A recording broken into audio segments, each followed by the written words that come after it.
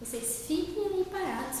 Eu tô morrendo de medo que esses gatos derrubem a câmera, porque eles estão bem aqui e outro aqui, desculpa. Mas eu vou tentar prosseguir, apesar deles, porque eu gosto muito da próxima carta, a carta da casa. A carta da casa, na sequência, ela é a quarta carta do baralho cigano. Como eu só falei no primeiro vídeo, esse é o baralho editado pela Madras Editora. É um baralho cigano muito bonito e eu gosto muito da arte dele. A carta da casa, ela pode ter muitos significados. Ela pode significar a estabilidade da fase que você está vivendo, ou se não, a fase está super turbulenta e sai a casa, ela pede para você uma reflexão silenciosa e íntima para você mesmo redescobrir o que está faltando para te estruturar. Qual é a base que você deixou de se importar? Gente, vou pôr na cabeça dela a carta. Então, a carta da casa, ela pede, antes de você sair dessa sua casa e descobrir o mundo, você voltar e arrumar.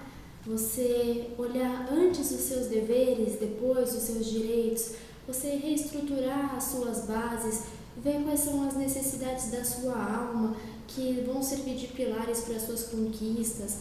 Então, se ela aparece a seu favor, muito bem, você tem o carinho, o amor, a proteção e o amparo dos seus amigos, dos seus familiares, das pessoas que estão próximas, te servindo como essa estrutura, esse pilar para você poder crescer e a partir dessa casa terra criar novos andares.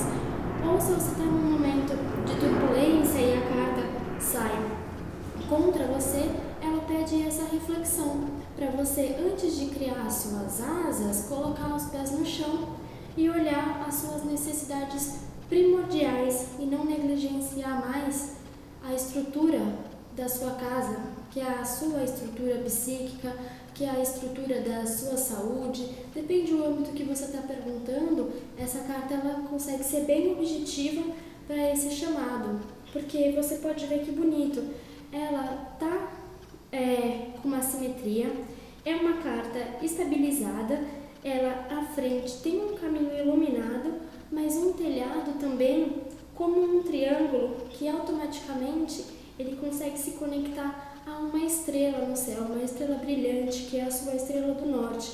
Então você precisa ter essa casca de proteção, a necessidade desse refúgio para poder ir além.